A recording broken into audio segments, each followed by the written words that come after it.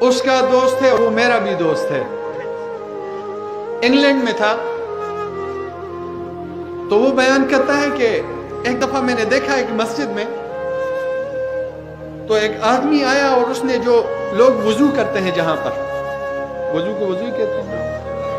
وضو خانہ میں آیا اور وہاں پر جو لوگ وضو کرتے ہیں، وہ جو لوگ وضو کرتے ہیں، جو پانی گرتا ہے اس پانی کو وہ جمع کر رہا تھا، پانی کو جمع کر کے بوٹلز میں ڈال رہا تھا۔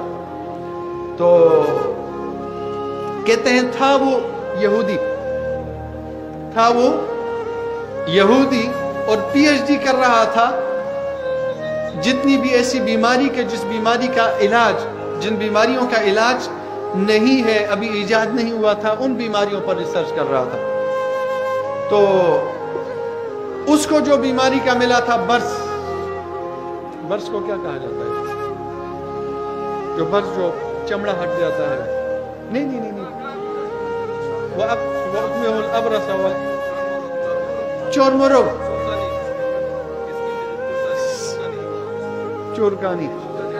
چورکانی بیماری، اس کو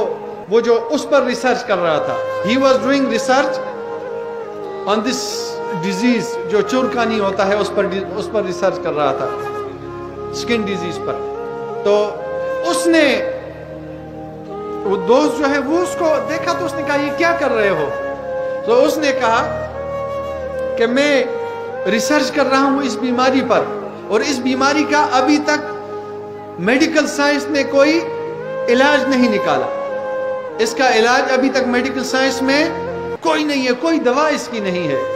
تو کہتے ہیں میں ایک دفعہ دیکھ رہا تھا تو ایک آدمی وضو کر رہا تھا، وضو جب کر رہا تھا تو میں نے اس کو دیکھا، اس کے جو پانی تھا اس کا سیمپل میں نے لیا۔ جب میں نے سیمپل اس کا لیا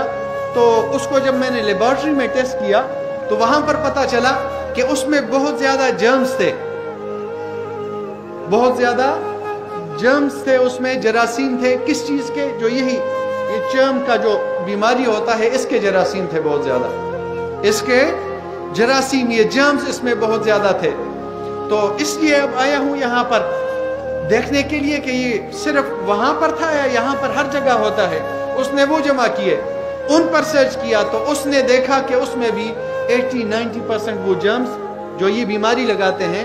یہ بیماری جو لگاتے ہیں وہ والے جرمز اس میں تھے۔ پھر اس نے ہر ایک عضو کا، آدمی ہاتھ دھوتا ہے اس کا بھی اس نے الگ جمع کیا سیمپل، جو بازو دھوتا ہے اس کا بھی الگ جمع کیا، جو منہ دھوتا ہے اس کا بھی الگ جمع کیا، جو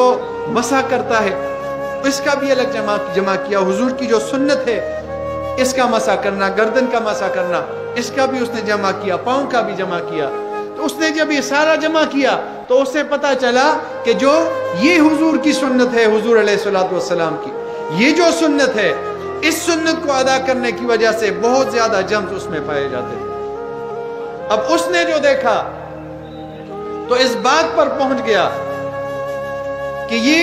جو جرمز ہوتے ہیں یہ یہاں پر ہوتے ہیں اور یہ ختم نہیں ہوتے کسی چیز کے ساتھ، صرف اس کا واحد حل یہ ہوتا ہے ان جراثیم کو جبانو ان جراثیم کو ختم کرنے کا صرف ایک طریقہ ہے، وہ یہ ہے کہ ہاتھوں کو تر کر دیا جائے، ہاتھوں کو